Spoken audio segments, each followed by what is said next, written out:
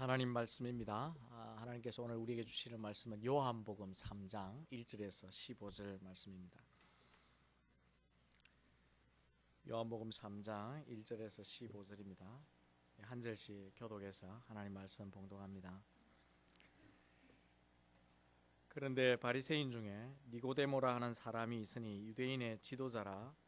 그가 밤에 예수께 와서 이르되 라비여, 우리가 당신은 하나님께로부터 오신 선생인 줄 아나이다.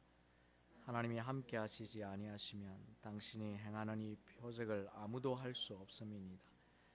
예수께서 대답하여 이르시되 진실로 진실로 내게 이르노니 사람이 거듭나지 아니하면 하나님의 나라를 볼 수 없느니라. 니고데모가 이르되 사람이 늙으면 어떻게 날 수 있사옵나이까? 두 번째 모태에 들어갔다가 날 수 있사옵나이까? 예수께서 대답하시되 진실로 진실로 내게 이르노니 사람이 물과 성령으로 나지 아니하면 하나님의 나라에 들어갈 수 없느니라. 육으로 난 것은 육이요 영으로 난 것은 영이니 내가 네게 거듭나야 하겠다 하는 이 말을 놀랍게 여기지 말라. 바람이 임의로 불매 네가 그 소리는 들어도 어디서 와서 어디로 가는지 알지 못하나니 성령에 난 사람도 다 그러하니라. 니고데모가 대답하여 이르되 어찌 그러한 일이 있을 수 있나이까? 예수께서 그에게 대답하여 이르시되 너는 이스라엘의 선생으로서 이러한 것들을 알지 못하느냐? 진실로 진실로 내게 이르노니 우리는 아는 것을 말하고 본 것을 증언하노라. 그러나 너희가 우리의 증언을 받지 아니하는도다. 내가 땅의 일을 말하여도 너희가 믿지 아니하거든 하물며 하늘의 일을 말하면 어떻게 믿겠느냐? 하늘에서 내려온 자 곧 인자 외에는 하늘에 올라간 자가 없느니라. 모세가 광야에서 뱀을 든 것 같이 인자도 들려야 하리니 이는 그를 믿는 자마다 영생을 얻게 하려 하심이니라. 아멘. 할렐루야. 하나님께 예배하는 이 자리에 오신 여러분을 주님의 이름으로 진정 축복합니다. 예배하는 자리에 온다는 것 자체가 하나님께 큰 축복입니다. 하나님은 예배하도록 우리를 초대하지만 스스로 오지 않는 자도 있고 또 올 수 없는 자도 있는데 예배하는 이 자리에 와 있는 것 자체가 큰 축복입니다. 하지만 더 큰 축복은 예배를 통해 하나님을 만나는 것입니다. 하나님을 만나고 그분의 음성을 듣고 그분이 내게 말씀하시는 그 역사를 우리의 심령 속에 체험하고 열매를 맺는 것입니다. 바라기는 우리 새해 예배에 여러분 하나님을 매번마다 만나시고 그 하나님이 우리를 어떻게 새롭게 만들어 가시는지 하나님을 통하여 더 온전하게 되는 그런 축복이 여러분 가운데 있기를 주의 이름으로 축원합니다. 18세기에 영국의 대각성 운동을 이끌었던 조지 위필드 목사님이란 분이 계십니다. 교회사에 의하면 그분의 기록에 의하면 그분이 생전에 가장 많이 말씀을 증거했던 그 설교가 바로 오늘 본문이라고 그렇게 전해 내려져 오고 있습니다. 집회 때뿐만 아니라 목회 가운데도 이 말씀을 하도 많이 전해서 일화에 의하면 하루는 이 설교를 당신은 거듭나야 됩니다. 이 설교를 하고 마치고 내려오니까 한 성도가 목사님께 와서 그렇게 말씀을 했습니다.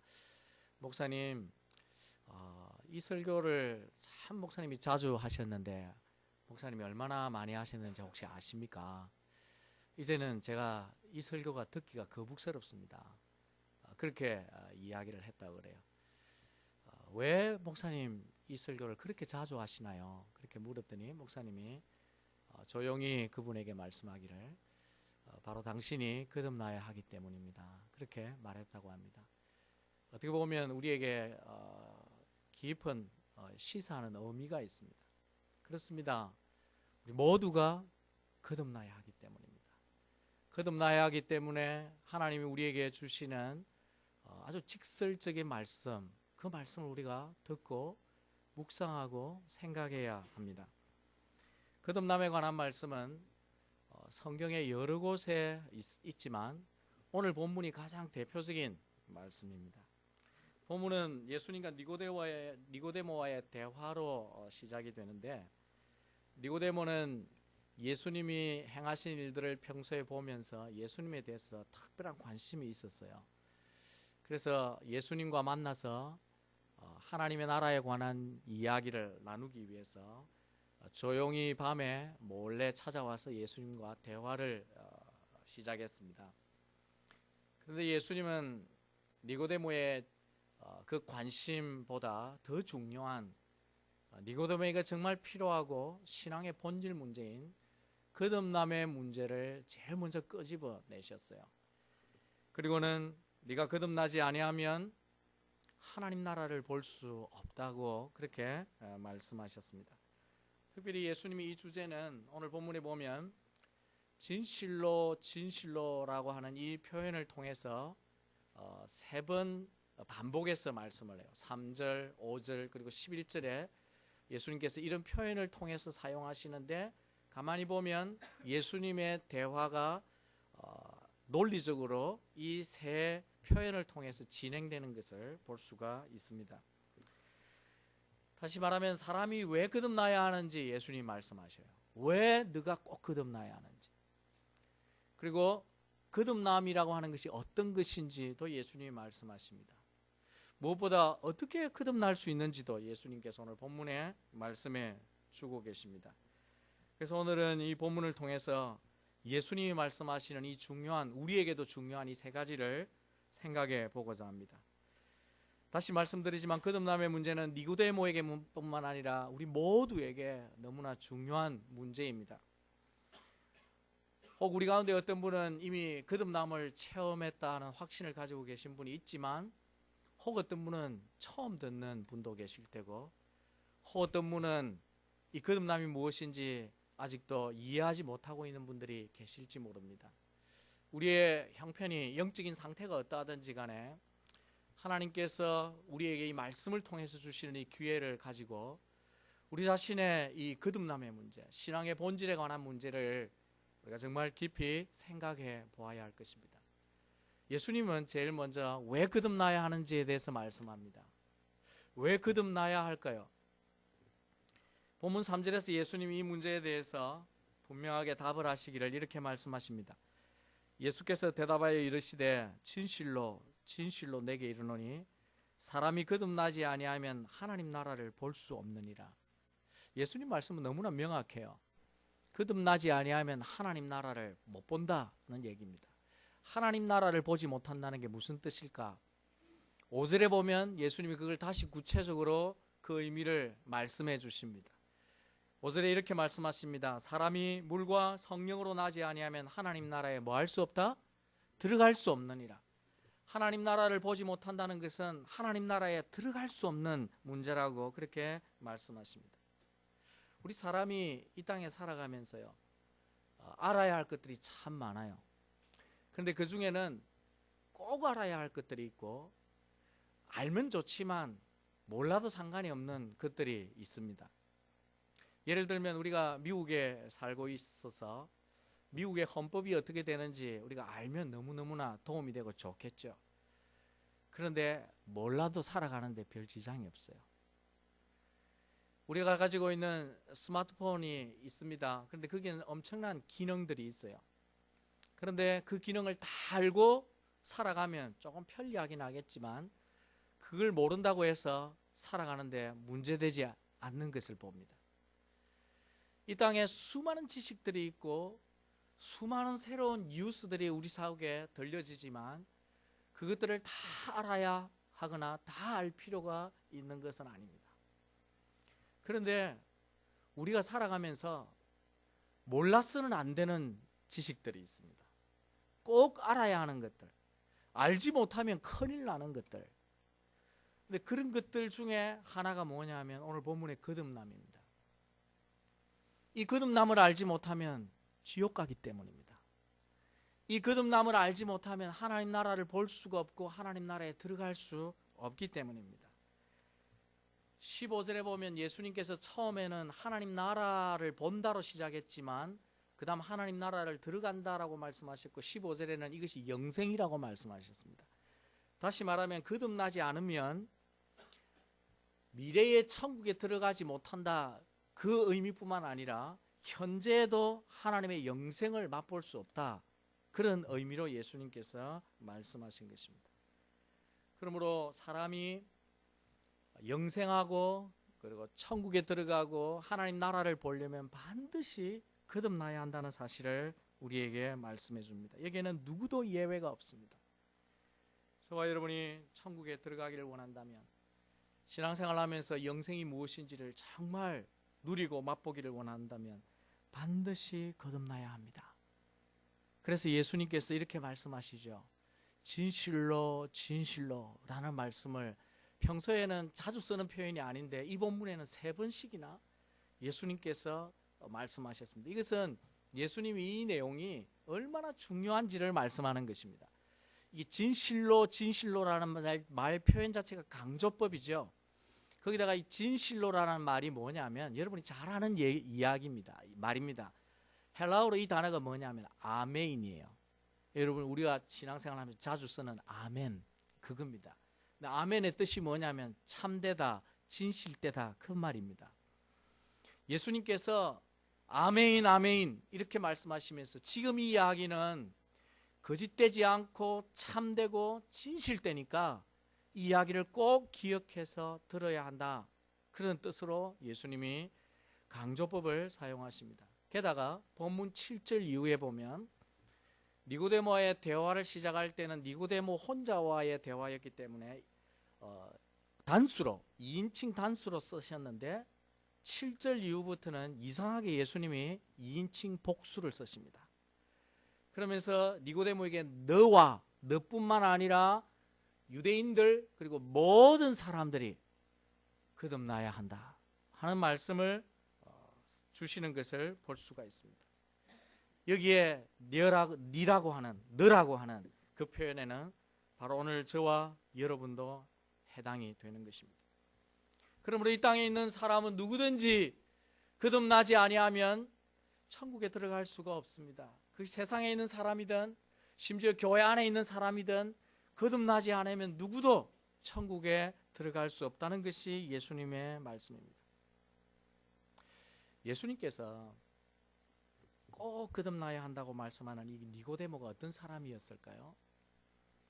본문 1절에 보면 니고데모가 유대인의 지도자라고 되어 있습니다. 옛날 성경에는 유대인의 관원이라 그래 되어 있죠. 여기에 유대인의 지도자나 관원이라는 말은 그냥 리더자 말이 아니라 당시의 유대 사회에 유대 나라의 모든 문제를 통갈하고 중요한 문제를 결정하는 국회와 같은 사내들인 공회가 있었습니다. 그 사내들인 공의회의 관원 중에 한 사람이었습니다. 요즘 말로 말하면 국회의원이죠. 그 정도로 사회에 지위가 있고 그리고 힘과 권력을 가진 사람이었습니다. 게다가 10절에 보면 니고데모를 누구라고 일컫느냐 하면 예수님이 이스라엘의 선생이라 그렇게 말합니다. 근데 이스라엘에서 여기서 선생이라고 하는 것은 율법을 잘 알고 가르치는 랍비라 하는 말과 동의어입니다.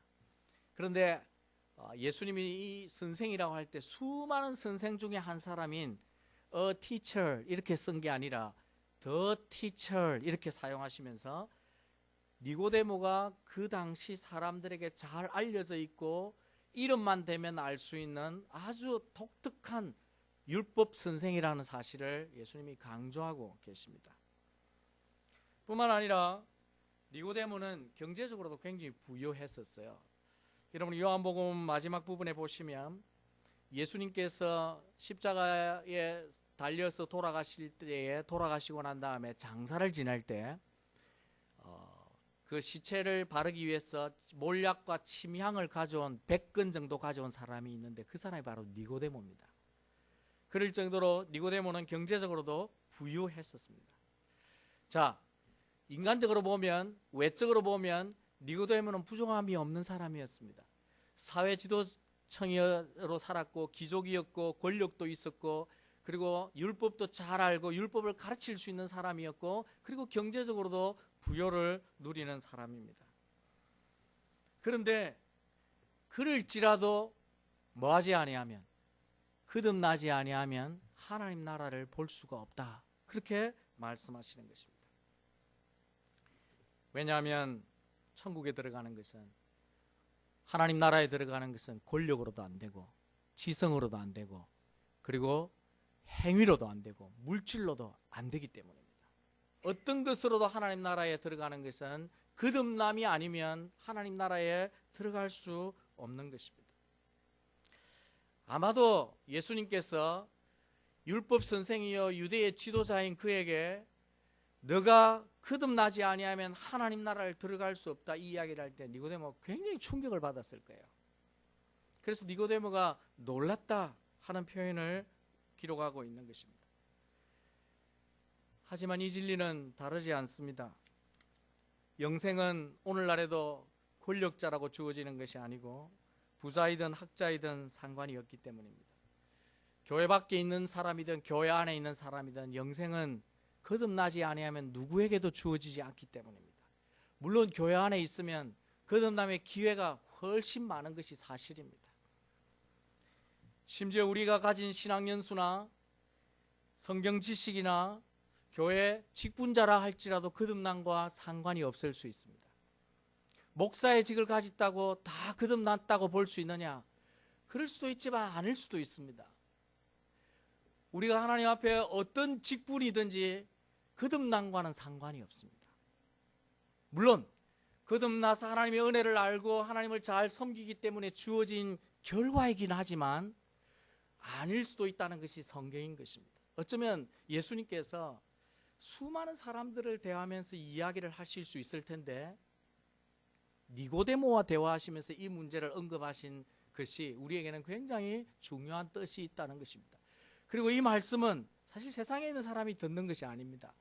교회 안에 있는 사람이 읽고 설교를 통해서 듣게 되어지죠. 하나님은 주님 앞에 예배하러 나와 있는 우리 모두가 다 거듭나기를 바라시는 것입니다. 하나님께서 오늘 저와 여러분에게 거듭난 자가 되어야 된다고 하나님은 간절히 말씀하고 계신 것을 여러분이 믿으시기 바랍니다. 기독교는요, 수양의 종교가 아닙니다. 마음이 좀 평안해지기 위해서 교회 가면 좀 편안해진다. 수양의 종교가 아닙니다. 물론 결과로 그렇게 열매가 있죠. 기독교는 자기 실현의 종교도 아닙니다.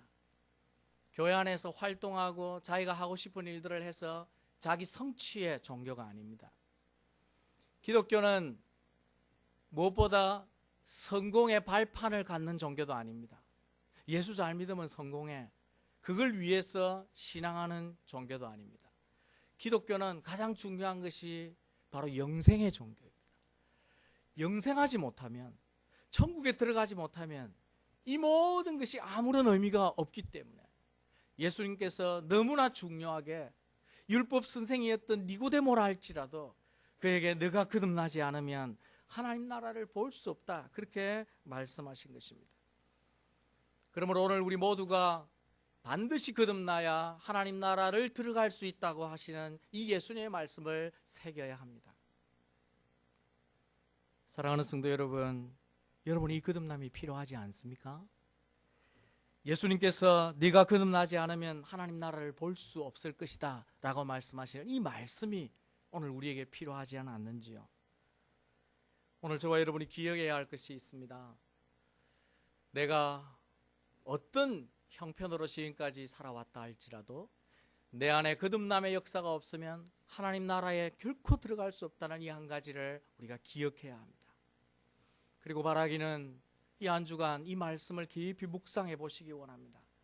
그리고 예수님 말씀하시는 이 거듭남이 무엇인지를 알고 이 거듭남을 체험하고 살아갈 수 있는 그런 복된 성도들 되시기를 주의 이름으로 축원합니다. 예수님이 두 번째로 우리에게 말씀하시는 것은 왜 거듭나야 하는가? 그것만 말씀하시는 것이 아니에요. 거듭남이 어떤 것인지도 말씀해 주고 있습니다. 다시 말씀드리지만 예수님께서 니고데모에게 네가 거듭나지 아니하면 하나님 나라를 볼 수 없느니라고 말씀하셨을 때 니고데모는 분명 엄청난 충격을 받았습니다. 아니 어쩌면 분노했을지도 모릅니다. 아니 내가 누구인데, 내가 유대 지도자고 바리새파의 리더이고 내가 랍비고 내가 하나님 말씀을 잘 정통하고 깨고 있는데, 어쩌면 니고데모는 굉장히 선행을 많이 하고 큰 삶의 결점이 없는 사람이었을지 모릅니다. 그래서 더 분노했을 수도 있습니다. 하지만 니고데모는 자기 자존심보다 하나님 나라에 대한 영적 갈급함이 더 우선이라는 것을 깨달았습니다. 그래서 예수님께 다시 묻습니다. 예수님, 거듭나지 않으면 하나님 나라를 볼 수 없다면 도대체 어떻게 거듭나는 거죠? 나이가 내가 이만큼 들었는데 내가 늙어서 다시 태어날 수 있다는 말입니까?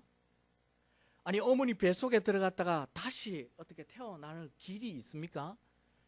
니고데모가 자기가 이해할 수 있는 육적인 관점에서 생각을 해서 궁금한 것들을 예수님께 다 질문을 합니다. 니고데모는 당연히 이 거듭남을 육적인 관점에서 생각할 수밖에 없었습니다. 그런데 예수님은 사람이 거듭나는 일이 가능하다고 말씀하셨어요.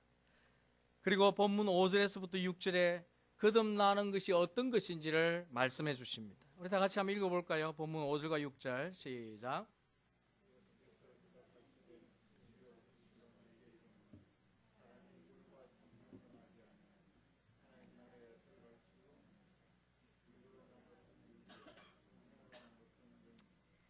예수님이 말씀하시는 거듭남은 육적인 차원이 아닌 것을 본문에 말씀하십니다. 육적인 재출생이 아니라 이것은 영적으로 나는 것이다. 그렇게 예수님이 말씀하시죠. 특별히 여기 예수님이 말씀하신 물과 성령이라는 표현은 성경에서 쌍둥이처럼 자주 사용되어진 표현이었습니다. 구약에도 있고 신약에도 나옵니다. 근데 성령이라고 하는 표현은 우리가 금방 이해가 되죠. 어떤 분인지 삼위 하나님의 한 분인 것을 우리가 알지만 물은 뭘 가리키는가 하는 것에 대해서는 여러 가지 해석이 있는데 본문의 전체 문맥을 통해서 때로는 이 물이 성결을 의미하기도 하고 때로는 말씀을 의미하기도 합니다. 근데 오늘 본문에서는 하나님의 말씀을 의미합니다. 다시 말하면 예수님께서 물과 성령으로 거듭나야 되겠다라고 말씀하실 때 예수님의 말씀의 의미는 하나님의 말씀, 그리스도의 말씀과 성령으로 거듭날 수 있다. 그렇게 말씀하시는 것입니다. 이것은 즉 영적으로 거듭나는 역사는 하나님의 말씀과 성령을 통해 이루어진다는 것입니다. 이것은 베드로의 가르침과 일치해요. 베드로전서 1장 23절에 보시면 베드로가 이렇게 가르칩니다. 너희가 거듭난 것은 썩어질 씨로 된 것이 아니요 썩지 아니할 씨로 된 것이니 살아있고 항상 있는 뭐로 되었다고요? 하나님의 말씀으로 되었느니라. 우리가 하나님의 말씀을 통해서 그리고 성령의 역사를 통해서 거듭나는데 하나님 말씀이 들려지고 복음이 들려지고 그리고 하나님 말씀이 선포되어질 때 그 사람 안에서 성령이 역사하면 그 말씀을 통해서 하나님이 성령 하나님이 그 안에 거듭남을 체험하게 하시고 거듭남의 열매를 맺게 해주신다는 뜻입니다. 타락한 사람은 본래 하나님의 말씀을 들을 수 있는 귀가 없어요. 그래서 범죄하고 죄 가운데 놓여있는 사람에게 하나님 말씀을 전해도 아무런 감동이 없습니다. 하나님 말씀을 읽어도 깨닫지 못하고 하나님 말씀을 들어도 그것을 이해하지 못합니다. 그것은 지금도 마찬가지입니다. 지금도 성령이 그 속에 계시지 않으면 하나님 말씀을 읽고 듣고 그리고 선포되어질 때도 하나님 말씀을 깨달을 수 없습니다. 들려질 수가 없어요. 그리고 그 깨달은 대로 순종할 수도 없습니다. 그 모든 것은 성령이 하시는 역사이기 때문입니다. 그런데 성령이 그 속에 들어가시면 그런 사람이 바뀐다는 것입니다. 성경이 우리에게 가르치는 전체적인 가르침은 성령이 우리 안에 오시면 하나님 말씀이 들려진다는 거예요. 성령이 계시지 않을 때는 말씀을 도저히 이해할 수 없었는데 성령이 그 안에 계시면 말씀이 이해되어지는 것입니다. 말씀이 깨달아지는 것입니다. 그리고 말씀에 감동이 되어지는 것입니다. 더 나아가서 그 하나님 말씀을 순종하고 살겠다고 하는 마음도 생기고 순종할 수 있는 능력도 성령이 주신다고 성경이 말하고 있습니다. 그래서 사람이 변하는 거예요. 자신의 의지와 노력으로 사람이 변하는 것이 아니라 물론 책임이 있지만 우리 안에 성령이 역사하셔야만 말씀의 열매를 맺게 되는 것입니다. 그래서 성령이 그 안에 오셔서 그를 거듭나게 하실 때 신비하게도 2000년 전에 오셔서 갈보리 언덕에서 십자가에 죽으신 그 예수 그리스도가 나의 구원자라는 것이 믿어지게 되는 것입니다. 그 믿어지게 되는 역사가 그래서 성령이 하시는 역사이기 때문에 바울은 성경은 그것을 선물이라고 말하는 것입니다. 믿음 자체가 하나님이 주시는 선물이라 그렇게 말하는 것입니다. 이 얼마나 큰 기적입니까? 아마 기적 중에 기적은 성령이 없던 내 안에 성령이 들어오셔서 말씀을 깨닫고 복음을 믿게 되는 기적, 그래서 거듭나게 되는 역사를 체험하고 구원받게 되는 역사, 이것이 아마 우리의 삶 가운데 가장 크고 놀라운 기적일 것입니다. 그래서 바울이 우리에게 이렇게 가르칩니다. 우리를 구원하시되 우리가 행한 바 의로운 행위로 말미암지 아니하고, 구원은 우리의 행위로 이루어지는 것이 아니라 그러죠. 어떻게 그러면 구원이 이루어집니까? 오직 그의 긍휼하심을 따라 중생의 씻음과 성령의 새롭게 하심으로 하셨나니. 우리가 구원받고 우리 속에 거듭나는 이 역사는 바로 성령이 우리에게 행하시는 역사라고 말합니다. 물론 이 거듭남의 역사는 눈에 보이지 않기 때문에 매우 신비한 것입니다. 우리 안에 일어나는 내적 역사죠. 예수님께서 그 점을 8절에서 이야기하십니다. 니고데모가 궁금한 점은 다 오늘 우리도 궁금한 점이었어요. 그래서 니고데모가 그 성령으로 거듭난다는 것이 잘 이해가 되어지지 않고 그것이 매우 궁금할 때 예수님은 다시 8절에서 이렇게 말씀하십니다.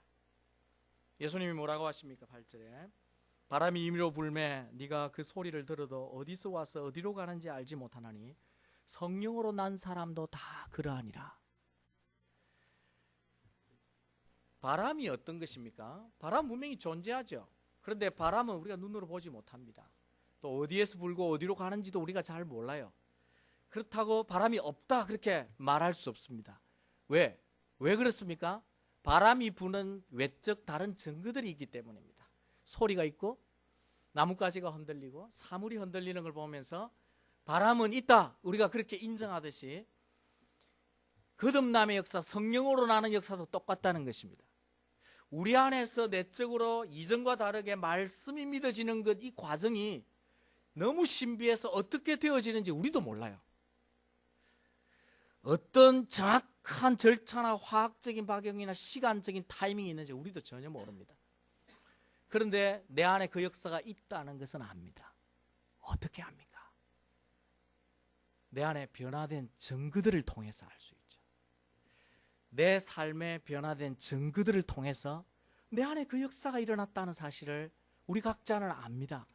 그리고 그 세월들이 길어지고 증거들이 확실하게 되어지면 주변 사람들도 점점 인식하고 알게 되어집니다. 우리 마음에 이런 성령의 거듭남의 역사가 반드시 있다는 것입니다. 물과 성령으로 거듭난 사람은 생각하는 것이 달라지게 되어집니다.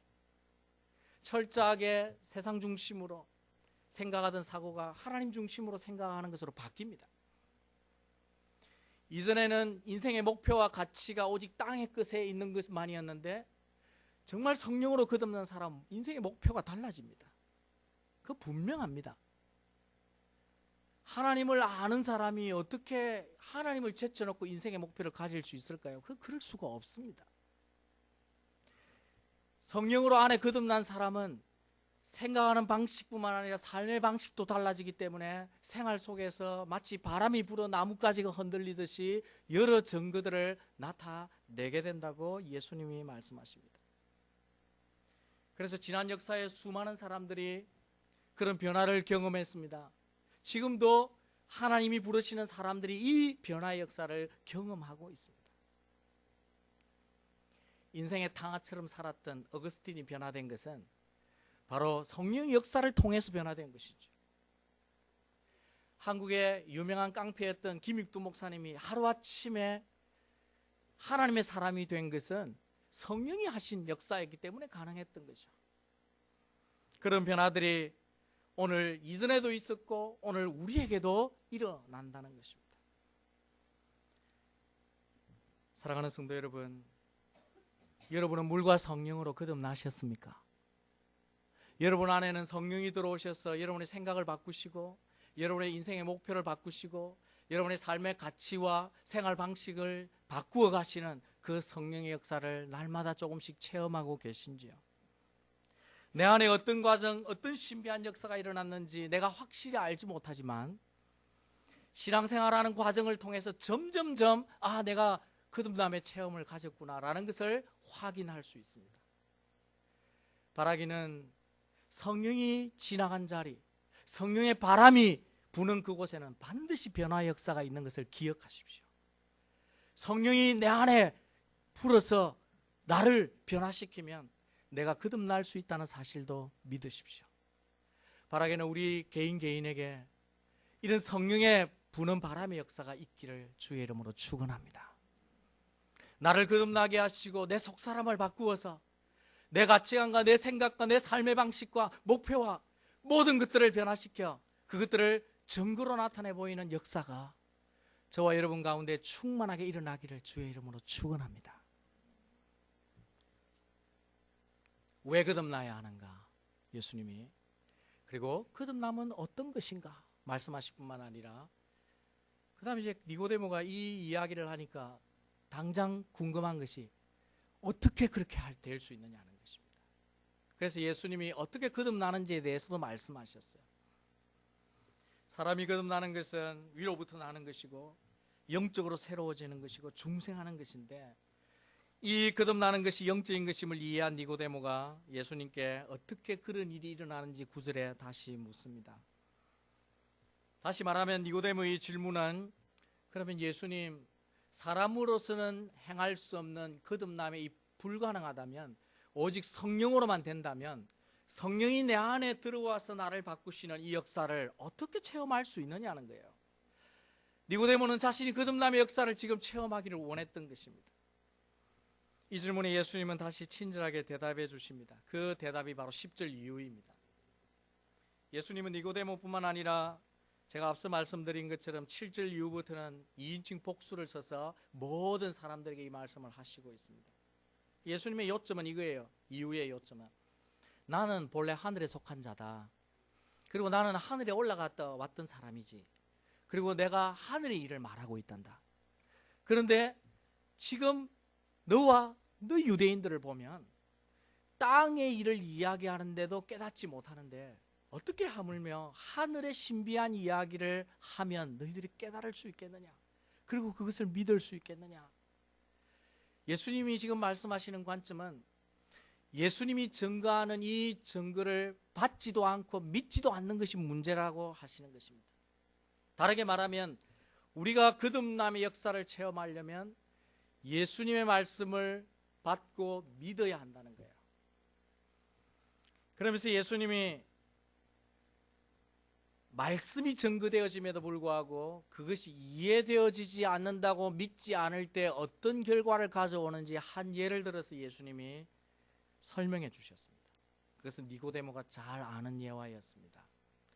바로 2000년 전에 이스라엘 백성들이 우리로서는 3500년 전이죠. 광야에서 가나안 땅으로 행진할 때에 이스라엘 백성들이 끊임없이 하나님에 대해서 불평하고 불만을 가졌습니다.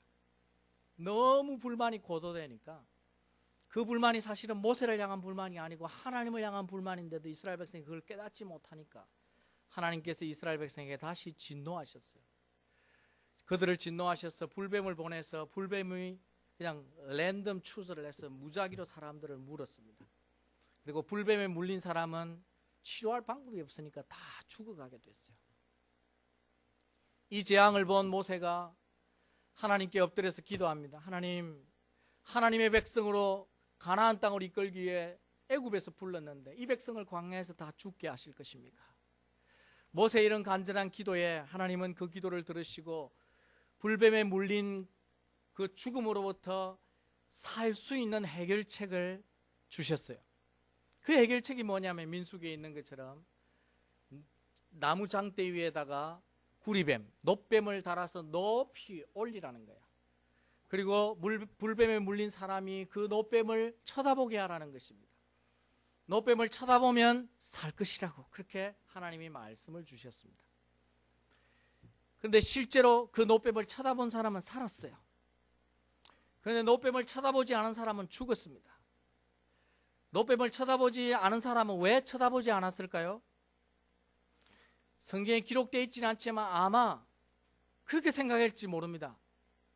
불뱀에 물려서 지금 내가 죽게 되었는데 생명도 없는 그 구리뱀이 무슨 효험이 있다고, 해독제가 된다고 나를 그걸 쳐다보게 하느냐. 목을 돌리기도 어려운데.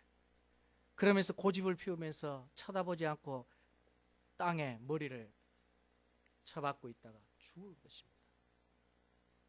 이게 너무나 어떻게 보면 참 어처구니 없는 일인데 예수님이 이 예화를 들어요. 그 예화를 들면서 오늘도 똑같다는 거예요.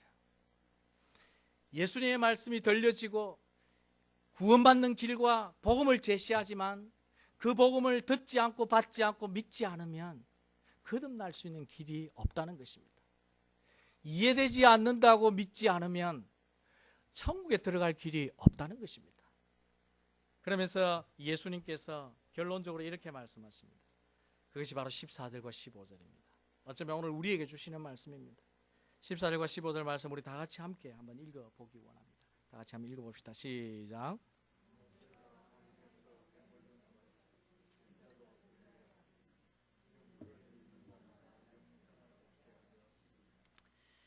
과거의 광야에서 장대에 구리뱀이 달린 것처럼 똑같이 예수님도 나무에 달릴 것이다. 그렇게 말씀하셔요.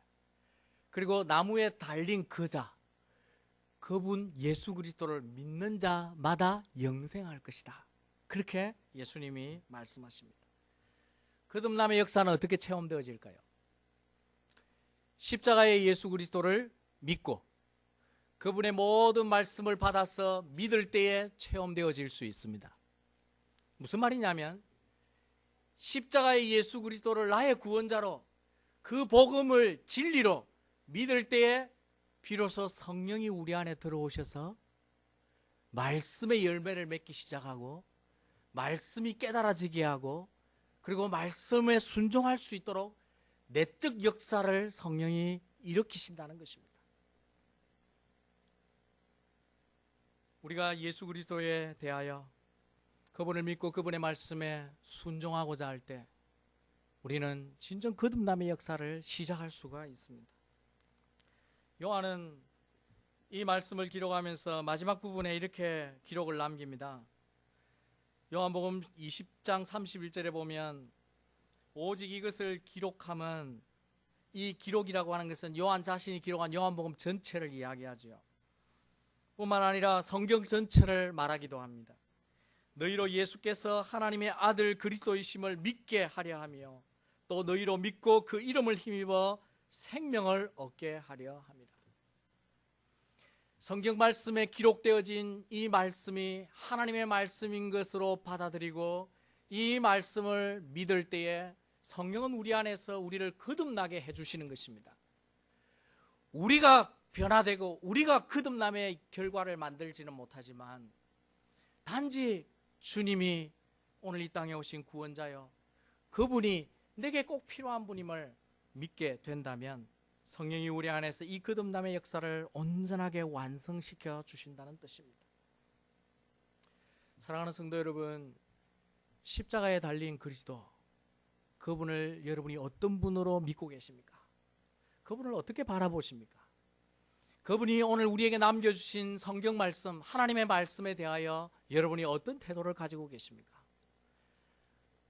바라기는 예수 그리스도를 참되게 믿으실 수 있기 바랍니다. 이번 한 주간 특별히 이 말씀을 깊이 생각해 보십시오. 과거에 내가 거듭남의 체험을 가졌다 하는 분도 상관이 없습니다. 하나님 앞에 깊이 이 말씀을 묵상하면서 자신을 확인하십시오. 하나님, 내 안에 이 역사가 일어났습니까? 이 역사가 일어났다면 성령이 나를 어떻게 바꾸셨습니까? 그리고 내가 무엇을 믿고 무엇에 순종하며 내가 어떻게 살아가겠습니까? 이 본문의 말씀을 여러분이 깊이 묵상하셔서 저와 여러분 우리 모두가 한 사람도 예외되지 아니하고 이 거듭남이 무엇인지를 체험하고 우리 안에서 성령이 우리를 새롭게 하시고 변화시켜서 우리가 온전하게 하나님의 사람으로 살아갈 수 있게 하는 이 놀라운 새 사람의 역사를 여러분이 모두 맛보고, 그리고 영생을 누릴 뿐만 아니라 마지막 날에 천국에 들어갈 수 있는 그런 복된 성도들 다 되시기를 주의 이름으로 축원합니다. 다 같이 한번 기도하십시다. 우리 안에 성령으로 나는 이 신비한 역사를 우리가 날마다 체험하고 간증하며 살아갈 수 있게 해달라고 우리 다 같이 한번 통성으로 기도합니다. 십자가의 주님을 내가 바르게 순전하게 믿게 해달라고 우리 다 같이 한번 통성으로 기도합시다. 하나님 아버지,